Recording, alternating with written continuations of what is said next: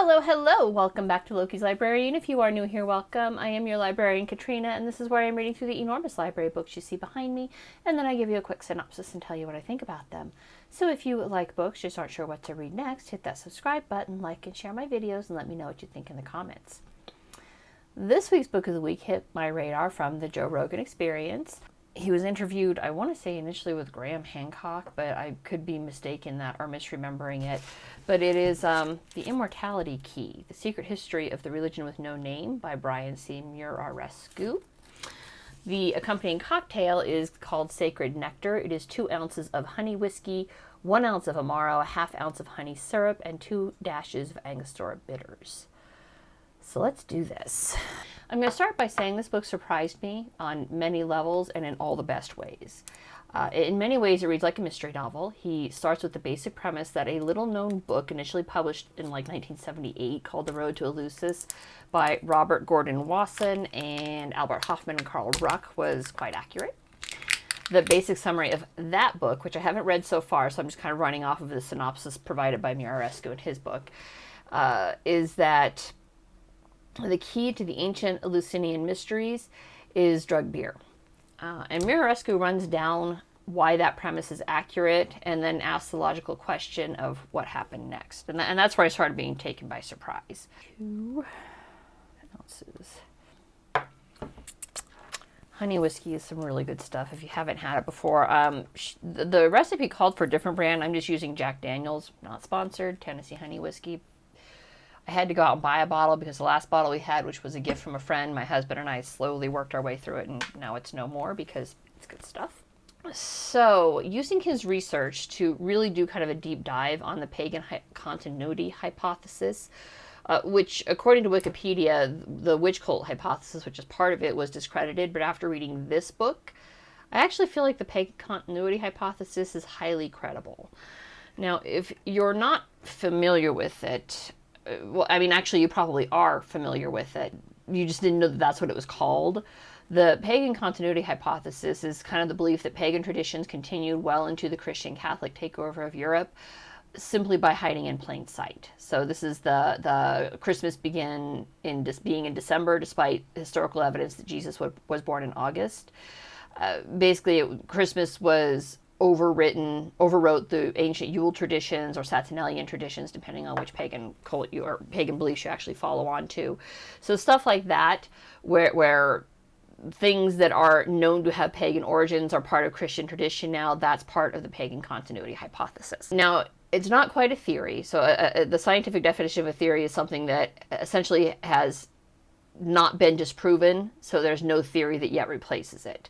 So it's the solid evidence, it's reproducible, so scientifically it's something that can be reproduced again and again, no matter who runs the numbers or data, it's going to return the same results. So this is still just a hypothesis, but Muraresku does a pretty credible job of pulling it out of hypothesis and into theory. So, but he is still looking for the smoking gun, and he freely admits that in his afterword. Now, the first question to answer in the question of religion, for the religion of no name, is which came first, beer or bread? Because the answer to that question changes the narrative of humanity significantly. So the current popular hypothesis is that bread came first. It was because of the grain growth needed in bulk to bake bread that humanity went from being hunter-gatherers to farmers, and so that spurred the agricultural revolution. However, Muraresku, during his search for everything, reached out to Dr. Martin Zarnkow, who is the head of research and development at the Weihenstephan Research Center for Brewing and Food Quality at the Technische Universität München, which he readily embraces beer as the first advance in food technology. And his logic is quite simple and quite sound. Beer is easier to make. And I'm going to explain that as soon as I pour the honey syrup, which is, what do I say, ½ ounce? Beer is easier to make. I'm a little surprised this one is shaken and not stirred. Typically when you're adding a syrup like this that's really thick, you're going to shake it to really break it down, but this is to stir it. So I'm going to add the dashes of bitters, stir it, and we'll go from there. So 2 dashes. Modern beer obviously requires heat. Would not be easier to make than bread because both require heat to bake. Requires massive vats. It requires, some level of a distilling so that you can weed out any toxins. Original beer was probably a happy accident. The original hunter-gatherer grabbed some barley for later eating, maybe put it in water to make it easier to hull. The natural yeast on their hands combined with the water and barley grains, and a little time later, voila, you have a very basic beer. Probably tasted nasty as shit, but in the search for survival, who cares, right? It's edible, it's not going to immediately kill you. Do my counting on camera here. It's edible, it's not going to immediately kill you. So, basic beer. And it gives you this lovely floaty feeling, right? All by itself, that would be alcoholic, which would make the ancient hunter-gatherers quite happy and relaxed when they consume it. And I get that it's fashionable to assume that everybody born before the 20th century was obviously dumber than us, because otherwise they would have been born in the 20th, 21st century, obviously. But really, our ancestors were quite smart. They were survivors. They had to be. They knew what was good to eat and what wasn't. And when with the invention of early beer, it wasn't long before they realized that if they wanted more of that lovely floating feeling, they would have to stay put in one place to grow more of what created that lovely floaty feeling. So beer as the driving force behind the agricultural revolution is a theory I am well in line with. I believe that. That makes more sense to me than bread. Because, let me stir this up. Almost done with my kitchen. And then I will have, that's not too bad, bigger stirring cups and not make such a mess out of my desk. It didn't take long for me to agree that the beer probably came first. Bread is very involved. You have to have time to sit down and hull the barley before you can bake it. Hulling requires you to be stationary for a long period of time, so you have to grind the barley berry from the hull. Then you have to figure out baking. What would make you figure this out, right? I mean, they already knew how to cook over campfires, but baking over an open campfire takes a little bit more. So tossing barley into water and accidentally making beer is logically consistent with what is known about a hunter-gatherer lifestyle. Namely, they were constantly on the move, so it had to be portable. Carrying around a grindstone is added weight for very little benefit, especially given the amount of barley you would have to carry with you to grind to make a loaf of bread. And then you'd have to be in one place for hours and hours and hours to grind it. Versus a water jug that you throw some barley into and then bam, suddenly you have beer. So, having accepted the headcanon that beer is what fueled the agricultural revolution, not bread, it's not that big of a leap to determine that ergotized beer also happened by happy accident. Why ergotized beer? Why an accident? Well, this is where Albert Hofmann's contribution to the Road to Eleusis comes in. Hofmann, if you don't recognize the name, is the scientist who manufactured LSD from ergot back in 1938. This was all legal back then. They didn't have Nixon's war on drug was 40 years in the future at this point. And he was working for a laboratory. I don't remember which name, but it's in the book. But ergot is a fungus that grows quite naturally on barley. I think it grows on other grains too, but barley is its most widely known companion plant. It's so prevalent that Dr. Zarnkow recognizes it immediately and says it's dangerous for us, meaning brewers. It has to be pulled out immediately or it will ruin the beer. And I mean like in the early stages. So fortunately it floats. So when they're, dunking it, any ergot's going to float to the top, they immediately scoop it out and we're good to go. Now, I'm going to throw in a disclaimer here for my own legal safety. I am not advertising experimenting with manufacturing your own ergotized beer. Ergot can be quite deadly, and that's not an exaggeration. In the Middle Ages, they had a spout of what was called St. Anthony's fire, i.e. ergotism, and it erupted through parts of Europe when ergot was not identified early enough and removed from the barley, resulting in ergot poisoning. Basically, the alkalides in the ergot will build up in your system and cuts off blood flow to your extremities, resulting in gangrene. So if not treated early enough, this can lead to literal amputation and, yes, death. So do not experiment with making your own ergotized beer. This is not a way to go. This is not the drug you want to experiment with, because it can, in fact, kill you quite simply if you don't know what you're doing. It's serious stuff. Don't go playing around looking for that cheap high. It's not quite that simple.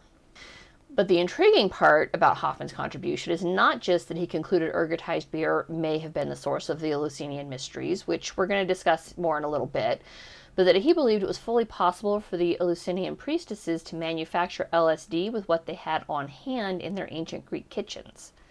And this threw my Google search into what I'm sure will land me in an uncomfortable conversation with the DEA soonish while I try to Google how to manufacture LSD. Also, don't necessarily recommend this, but there it is. Google seemed to think you need a degree in organic chemistry and a full chem lab to make LSD, but that didn't quite jive with what Hoffman's saying, right? Hoffman, the guy who actually discovered LSD, believed it could be done quite easily in ancient Greece, meaning they didn't really have a full chem lab, all right? They didn't have the sparkling, clean, sterilized glass beakers. They had a kitchen. Let's try this. Oh my God. So the drink they used was called Kukion, and there is a lady who, I found her blog post, and she like went over how you could make Kukion. I think I didn't actually read the whole thing, but I think it also included, ergot. Can't do it, guys. My job requires me to not experiment with hallucinogenics. My day job, the one that actually pays my bills, this doesn't pay anything. I do this for funsies. So I can't actually try that, but this is pretty damn good. Honey whiskey's fully legal. Everything in this cocktail is fully legal. Drinking is still fully legal. They repealed prohibition. I'm going to enjoy my Sacred Nectar cocktail. This one's good. So anyways, I'm sure the DEA will come knocking soon, and I'll have to explain it was just a thought experiment. And because I'm a bad friend, I asked a couple of my friends who were STEM majors in college and in all seriousness are genuinely smarter than me, if they thought it would be possible to manufacture LSD 3,000 plus years ago, looping them into my impending DEA investigation. They both said yes, by the way, and walked me through their logic. One even said Google was lying and she could probably manufacture LSD just in her kitchen with what she has. Not that she would, and she just claimed that to me too. Not that I would, but I could totally make it in my kitchen right now. So just getting this on the record, none of us would. None of us have ever seen the inside of a jail cell, and we would all very much like to continue that positive trend in our lives. It was just a thought experiment, DEA. My dogs are very nice. Please don't shoot them when you come to question me. So having satisfied my own curiosity on the matter of could they in fact have manufactured LSD 3,000 years ago, I continued reading the book because that took a chunk of time out. I had to stop and text my friends. And almost the very next chapter included something that one of my super smart friends mentioned, that I mentioned above, has said. It's that the dose makes the poison.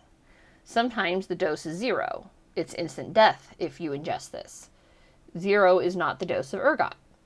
And given that, at a small necropolis in Catalonia, Spain, Las Ruedas at the Pintia, they found at least one chalice and part of a human jawbone with ergot in them, there is proof that the ancients were in fact consuming ergot. And the location, I feel like, was definitely ritualized. I mean, he detailed it out in the book. It was a ritual location. So it seems like Muraresku traced how a Greek cult could have traveled as far as west as Spain. Like, we know for a fact that the Phocians, the Vikings of the ancient world, they were a widely traveled band of Greeks, and they were known to settle in both France and Spain and other parts. So they could have traveled this east, west, north, south. They could have carried this cult everywhere with them. Why a necropolis? So necropolis just basically means city of the dead. That ties directly back to the Eleusinian Mysteries, which were a graveyard death cult. And the beer Muraresku was seeking was a graveyard beer. Now, this is not to be confused with death cults a la Jim Jones, David Koresh, Marshall Applewhite. The ancient death cults, the ones who were consuming the ergotized beer in cemeteries or necropoli, were not seeking to die. They didn't want to drop dead right then. They were seeking ultimate knowledge and communication with their ancestors. They were seeking the meaning behind the Greek saying, quote, if you die before you die, you won't die when you die. The hell does that mean, right? And that seems rather cryptic. Well, Muraresku actually opens his book explaining that, starting with Johns Hopkins and their studies on the use of psychedelics on patients with terminal cancer. And a whopping 75% of them rated among the top 5 most influential experiences of their lives. Basically, the optimal conditions. Terminal cancer is not an optimal condition, but the researchers at Johns Hopkins, made a very special musical playlist. It's designed to work well with psychedelics, and made sure they were relaxed, they're in comfy chairs, and sent them on a trip. And that's the optimal conditions, and it virtually guarantees a good trip. Remember from last year's book, the Psychedelic Handbook, a bad trip is a negative side effect, so that's something to be aware of if you do want to experiment with psychedelics. A bad trip is a negative side effect. But happily, they all reported good trips, the Johns Hopkins patients, and that their fear of death had been erased.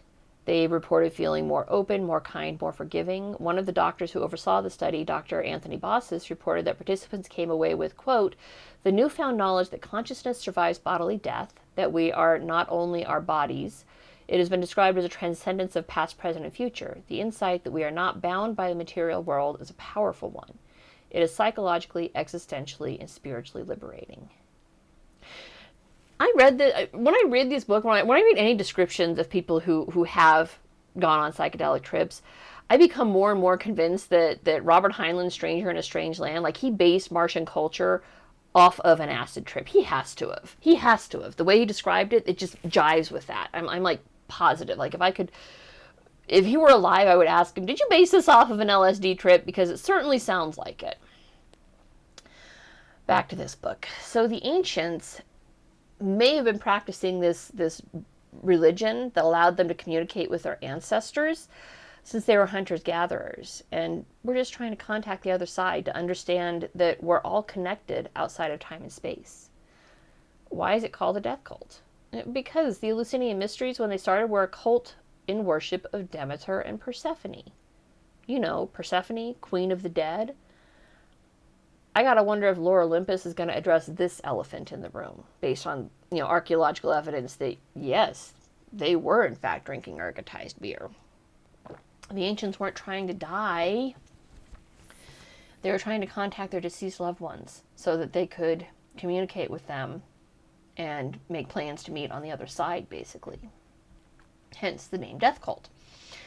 Now, at some point in time, around the rise of Dionysius as a popular god, they shifted from ergotized beer to wine as a sacred drink. And this is important for the rest of the book and kind of the introduction of the bad guy, so bear with me. The Dionysian mysteries were also female-centered, as in the women were the keepers of the keys, the brewmasters and mixmasters who created the sacred beverage that would throw everyone into a divine frenzy. And one of Greece's most famous playwrights, Euripides, wrote in the Bacchae in 405 BC, quote, two things are chief among mortals, young man. The goddess Demeter, she is Mother Earth, but call her either name you like, nourishes mortals with dry food. But he who came next, a son of Semele, meaning Dionysius, discovered as its counterpart the drink that flows from the grape cluster and introduced it to mortals. It is this that frees the trouble-laden mortals from their pain. When they fill themselves with the juice of the vine, this that gives sleep to one, to make one forget the day's troubles. There is no other treatment for misery. Himself a god, he is poured out in libations to the gods. Except the translation is wrong. As Muraresku points out, it's not treatment for misery.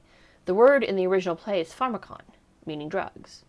It's also interesting to note that wine is wine, drugs are drug in Greece. We know pharmakon. The original, the word alcohol typo. The word alcohol did not exist in Greek. Alcohol is actually an Arabic word. So the very deliberate use of the word pharmakon should be recognized, but it's always mistranslated. Although it is interesting to note, just as an aside here, and something again we learned from last year's book on psychedelics, that the treatment for misery is accurate in a way, in that people who are prescribed use of psychedelics, prescribed by a doctor, and there's very few that are actually approved on the DEA's list for prescription medication, but like ketamine has been used to treat depression. Ecstasy has been used to treat PTSD. It's a good cocktail. So it actually is a treatment for misery, but that's not the way the word should have been translated from the ancient Greek. So why would it be mistranslated consistently? Well, time to introduce the bad guy of this mystery, the Catholic Church. I'm not sure I saw that one coming, honestly. See, as mentioned above, women were the keepers of knowledge in the mystery religions. Women knew the recipes, did not write them down because they were mysteries, and secret knowledge is meant to be kept secret, and you can't really keep a secret if you write it down for somebody to steal and run away with. But the church wasn't all bad. It really wasn't. There was at least one honest apostle whose book is one of the big four. I mean, it's included in basically every Bible you're ever going to find. St. John. The book of John differs in some pretty significant ways from the other three, which are what, Peter, Paul, and Luke, I think. Not Christian, I'm not going to swear to that. I think it was Peter, Paul, and Luke were the other ones. John is the only one who says Mary Magdalene was the first to see Jesus on the resurrection. The other books say Jesus appeared to a group of women, which included Mary Magdalene, but John says it was Mary Magdalene alone. John is the only one who seems to think that women could and should be priests, because women know how to make the Blessed Sacrament, aka the Eucharist. And there it is. This is where the book veers off from seeking additional proof, but where this book, The Immortality Key, veers off from seeking additional proof of Ruck-Wasson and Hoffman's theory on the Eleusinian mysteries and starts searching for proof of the pagan continuity hypothesis. And he does a pretty credible job of detailing how Dionysius was converted to the new religion, starting with Rome. While eventually the Catholic Church will be the bad guy of this tale, it actually does start with the Roman Caesars. See, while men could not be made the keepers of the knowledge of how to make the sacred wine, they could be inducted into the Dionysian mysteries. But the priestesses would not accept any male over the age of 20.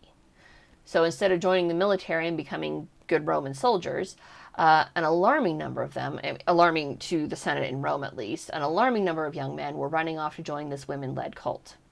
So women were actually a power to contend with in Rome. So Rome started by making the Bacchanalia illegal and driving it literally underground. Literally. So it starts with Rome. Rome started the suppression of women's equality, and the church handily finished it off. So we got Jesus was born, and his credo started spreading west to Rome and Greece, and because he was born in Nazareth, right? Which is Jesus of Nazareth, or born in Bethlehem, I guess, which is not Rome or Greece. John took the opportunity to start converting women, basically saying, look, it's the same thing. Dionysius was born a god, Jesus is the son of God. Both use wine as part of their sacrament. There are other similarities in the stories which are detailed in the book. I feel like my recap is getting a little long here. I'm already at 24 minutes, so I'm going to just kind of stop there and get to the meat of it here. But John advised the women that they can and should be priestesses of the new God, and to ensure the mystery survived the Roman purges, the women should teach the drink to as many women as possible, so that all women can be priestesses in their own homes. Basically, it took this from the elite 1% of, the women priestesses and the people who, joined the cult, and made it common to the masses, spread it out to the 99% of us who had no opinion one way or the other. And it worked. All right. The worship of the new Son of God, Jesus of Nazareth, worked. And it took 300 years for Christianity to emerge as the dominant religion.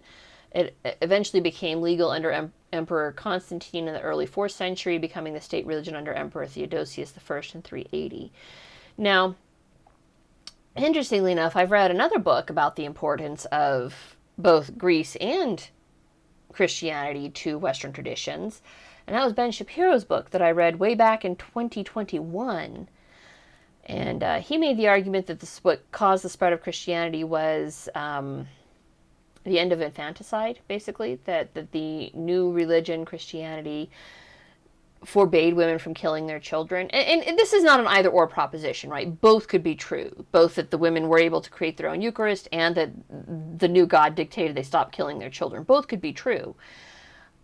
I think that both likely are true, because it's very hard for a woman to carry a child 9 months and then want to immediately kill it as soon as it's born, right? You wait until they're teenagers and complete assholes before you want to kill them. But I think this adds a credible step to how Christianity was so readily accepted and spread, because the women were doing it at home, both as a means to keep their children alive and as a means to spread the face of God. Because when you're under the influence of LSD, you literally see God. I mean, like, they were able to deliver on the promise of immortality and seeing God's face with this LSD-laced wine. So what comes next? Well, the church had itself a problem, because those women refused to give up the recipe for the sacred wine. All right? That secrecy was long instilled in them, generation to generation. This is our secret. This is our knowledge. And women weren't stupid back then, all right? I know, again, very easy to think, oh, they're easily cowed. The men ran everything. The patriarchy. Damn the patriarchy. But in reality, this is the little bit of power that women had. Why would they just blindly give that up because they were ordered to? All right? When that secrecy is instilled in you that deep, you hold it. You hold it tight, man. And they did. They refused to give up that secret. And that's a problem, because they're not giving up the secret for the sacred wine, and the church only allows men to become priests. Now, the book of John initially ends with Mary Magdalene being specifically instructed by herself to carry the message that Jesus had risen from the dead.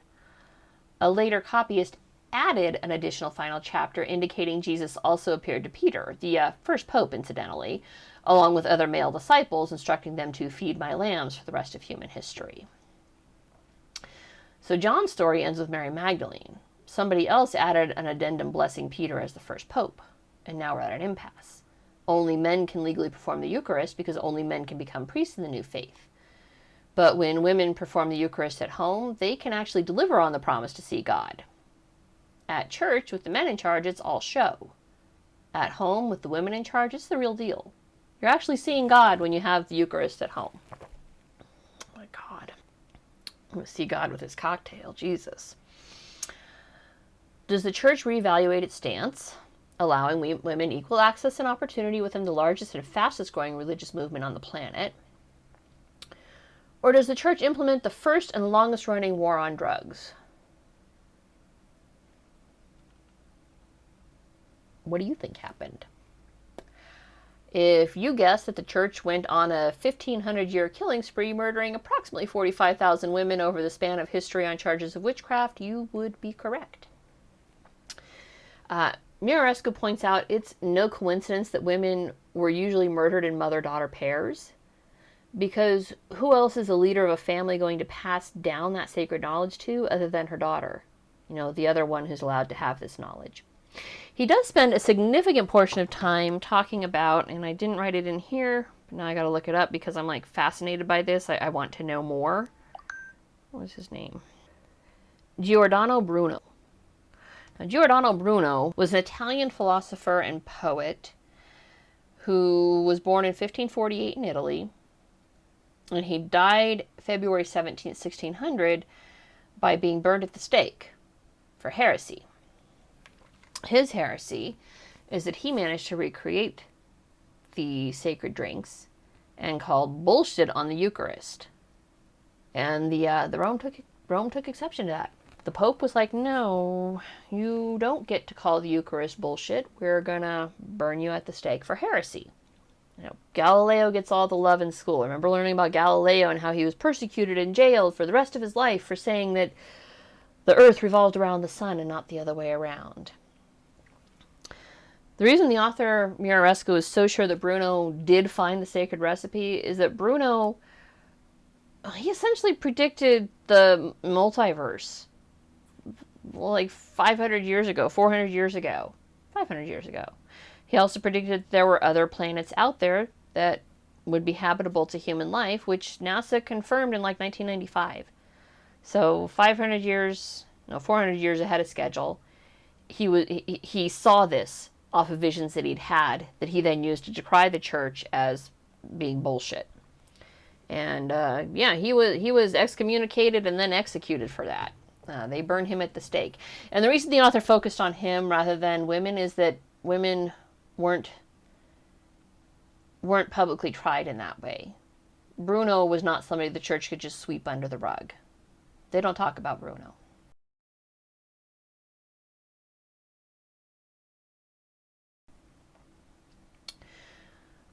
The church has deliberately lost the Bruno file a couple of times, although it's also been found a couple of times. And that's how we know about him. Now, Muraresku knows that he hasn't quite found the smoking gun that will push the pagan continuity hypothesis into being full theory. I think he's still working on it, which is interesting because he is Catholic. And in fact, his upbringing made him uniquely suited to this quest for truth. He went to school where he was able to learn about ancient Greek and Latin. Excuse me. He didn't just learn about ancient Greece. He learned about like the literal language, ancient Greek and Latin. He learned multiple languages. I feel like he speaks Italian and French. He received his undergraduate degree in the classics, like a true blue classical liberal education like our forefathers would have received. Then he went to law school, and he does that full time while researching the ancient death cults and the religion with no name, which he believes has been in operation for more than 10,000 years. So the Eleusinian Mysteries is like one name, but realistically it's no name because it's been going on for so long. And while he knows that he lacks that smoking gun that would secure him a criminal conviction, I feel like he's shown a preponderance of evidence here. I don't doubt the proof exists. The Vatican City has like 53 miles of vaults and libraries underground that are owned wholly by the church and closed off to the public. Like, you have to jump through ridiculous hoops to get access to files, which hoops he managed to jump through and gain some access. And his afterword indicates he's still working on it. So there's hope for part 2 for the Immortality Key.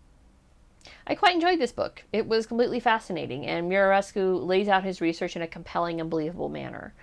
If I were a jury on a civil trial and he was the plaintiff's attorney representing women throughout history against the church in Rome, I'd find for the plaintiffs. And I would ask the judge to order the church to open the archives for further research. And it won't happen because Vatican City is technically a micronation operating under the relatively benign dictatorship of the sitting pope. But I'd love to see it. And that's it for this week. If you liked what you saw, don't forget to subscribe, and I will see you guys next Sunday.